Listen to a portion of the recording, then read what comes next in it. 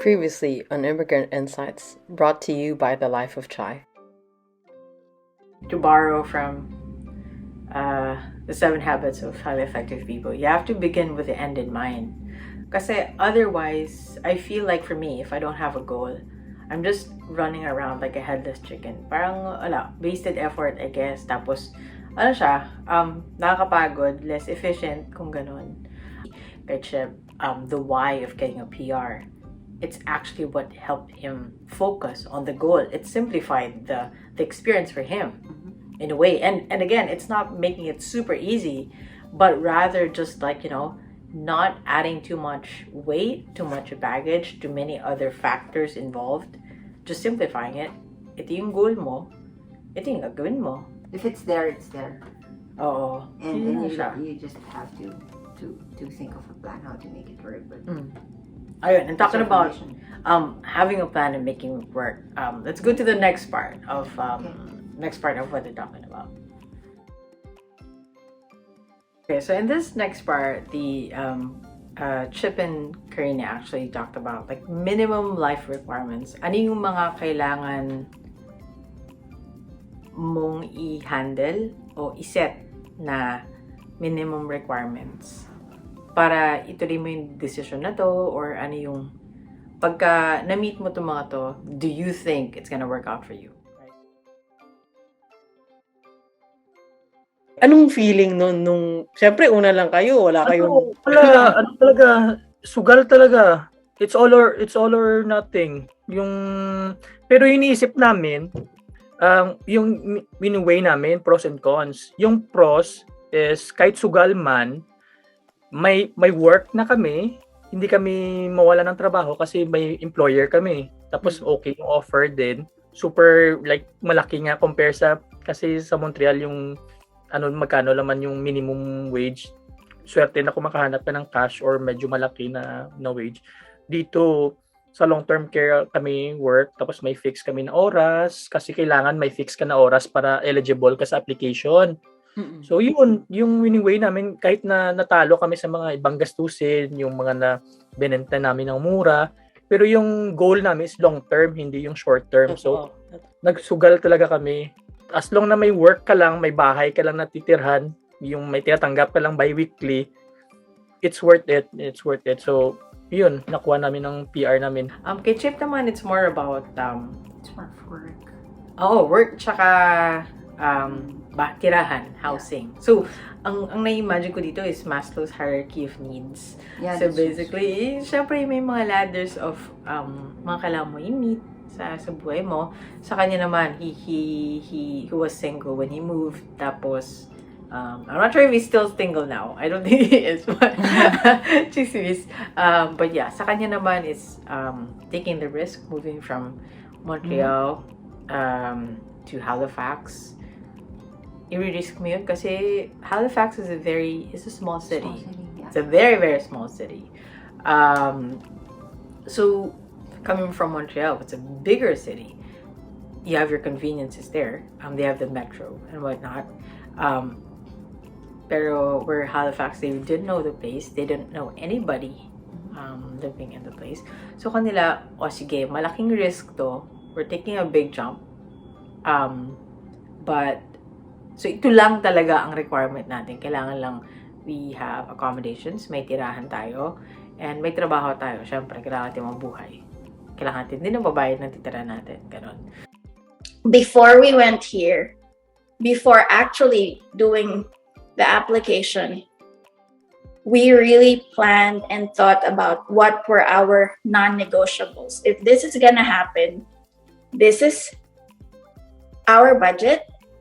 What are our non-negotiables? If we get approved, how are we going to do this? Okay. We had 3 non-negotiables. How are they going to fit in our budget? Is it doable? Is it available? Number 1 was if we get approved and the kids are going to go fly here, we just needed a straight flight with no layovers because we had toddlers.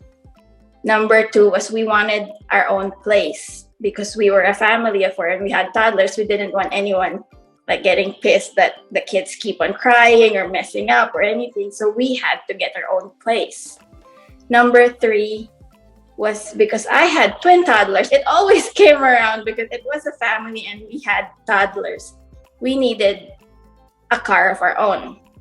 So we thought about those 3 things. Those are big things that would bulk up your finances, besides airfare and everything else that you would be thinking about when you're here. Tuition, everything, it's a bulk already on its own, the 3 things.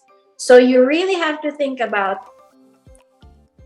would it be enough for us? Can we handle it? If we need these 3 things and we can't live without these 3 things, would our finances be sufficient for us? Can we do this, that it's 4 of us all coming to Canada, or is it supposed to be you do your studies first on your own without us to be able to finance everything? So those were the conversations, that the real talk that you really have to have before actually pushing yourself and doing. Right. So kay Karina, meron silang requirements nila is in consideration of their situation as moving as a family. So, kailangan nila ng car kasi have to be shuttling their kids, stuff with their kids, right? So, they need a car, they need their own space, ano pa ba? And a flight with no layovers. Galing kami nung flight namin, we were flying from Halifax to Toronto to Houston. We were like, we cannot, like, just Jade and I traveling, we can do this. Like, kami harabas, go, madali, ganyan. Just to get from, where we deplaned, and we're going to be boarding the next plane to Houston, right? And Toronto was like a big airport. I know. Pero kung may kids ka, oh man, like, You don't do that. oh, it's crazy. Parang kang nag-amazing, I guess parang kang nag-amazing race. Ganun. Yung mga ganun consideration. If you had a layover, that's what you're gonna do. But without the layover, then that can make the trip easy and more bearable and less stressful for everybody. So yun yung mga baseline requirements na pag-iisipan para maging madali. Again, it's about like making the process easy. And for ourselves, considering all the other anxious points. So what are your thoughts about like having baseline requirements, and did you have any? Yeah. Are you interviewing me? No, just asking for your thoughts. Well, I guess I would agree. Like, I would strongly agree. Even if even it happened when we moved, I did have my priorities, which is more of security reasons. For me, like Safety, right? Safety when looking for a place to stay in. And I guess yung hindi siya may eliminate yung thoughts na yun. The priorities will always be there. It's kumbaga yun yung balance nyo when you move to somewhere else. At least meron ka pa rin comfort that you have. And again, for these people, it would depend on their own priorities, right? Yeah. Like, but at the end of the day, sabi nga nila, they have their non-negotiables, which means na okay, we're moving, we're moving, but we're sticking to this priority kasi it would make their lives easier. It would, diba? Not only comfortable because they're basically moving from an unsafe environment. I mean, they're moving out of their comfort zone. Kumbaga. So yung priorities na yun, yung mga non-negotiable yun, I think they're really essentials for you when you gotta save something for yourself, right? Like on a daily life, on a daily basis. And for me, yun yung comfort na, yun yung sense of security ko when I move here. Kumbaga. Yeah, yung safe place. Kumbaga, safe yun yung place balance ko yung, na, okay, I will jump in there, punta ako dyan, sige, kahit anong mangyari. But, I have my own things to manage. I mean, kung ano yung mga kailangan ko sa sarili ko, kung ano yung feeling ko na mas safe for me. And that goes the same way to everybody else, I feel. Yeah. Oo. That's true. And again, going back to the Maslow's hierarchy of needs, yun yung pangalawa eh. Like, there's the personal, like, physical requirements, and then there's the safety, yung security mo. And, totoo talaga na, when we were, so we had two options. Either, so when Jade got PNP, she was a nominee of Nova Scotia. So, again, like wala kaming idea. We didn't have any idea where Halifax was, but Nova Scotia was. My sister knew Nova Scotia because of a song. So parang, saan mo narinig yun? But other than that, no idea. So again, the jumping into the unknown, literally unknown sa amin yun. So if Jade was to move by herself, safety was her Yeah, it was my top main priority. non-negotiable. So, thankfully, meron namang crime map. So, basically, diretso na. Nag-crime map kami agad to see what types of crimes commonly occurred, where they commonly occurred, and how frequent they occurred. Mga ganung bagay. Just because, yun ang kanya. Yun ang priority niya. And What is yours? sa akin, wala eh. Wala ba dun? Wala akong I guess it's minimum for- requirements. Hindi rin kasi ako yung tao sa utak ko na I'm going to survive no matter what. So kahit anong trabaho yan, kung kailangan kong gawin yan para mag-survive ako, gagawin ko. Right? But of course, I have my aces that I can play. I want to make sure that I play my cards right. So, yun ako na tao na, I guess, kung sa akin, kung saan ko malalaro ng maayos yung mga baraha ko, yun yung sa akin. Diba? So, again, going back to safety and security, nagkarate naman ako.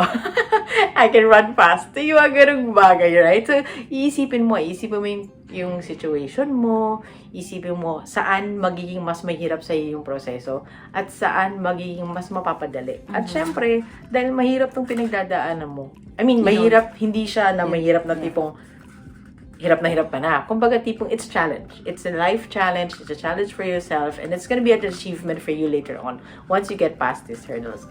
But at the same time, you understand like what are the things that I need on my corner for me to actually make it past these challenges and make this challenge into an achievement when I'm done. So yun yung dahilan kaya I wanted to point out the key baseline requirements and that people have it.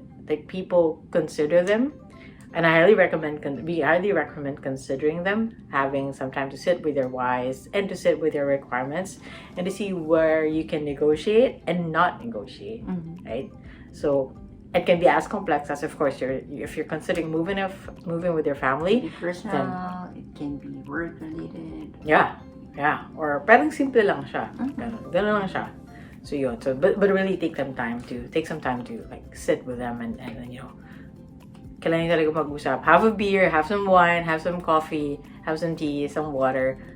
Like, whatever gets you into that comfort zone of thinking clearly and like help you plan because it's a big move. Do you Alright. think it's hard to think of baseline requirement? Like for you, sabi mo wala ka. But I guess if not moving to Halifax when the first time na nag-move ka to Japan, were there anything that you heard? To Japan? Yeah. When I moved to Japan? Because when I moved to Japan, may trabaho na ako eh. So, hindi man ako mag-move sa Japan nang wala akong trabaho. Oh, I guess that's yun na siguro yun. Hindi rin. Well, I guess when I moved to Japan, one, I already had job. So that was not my consideration now. It was what was bringing me to Japan. Yun lang siguro yung may tirahan ako after. Kasi kailangan ko lang magtipid ng money. Para, So more of lifestyle. just to help me adjust. Yun lang. Tapos, yun. Okay. So talking about on the line again of considerations, may naman, next part is about like, when to consider student pathway, student permit, or student visa, synonymous lang sila in the grand scheme of things. So tingnan natin kung ano yung what their thoughts were about taking the student pathway and off the student pathway.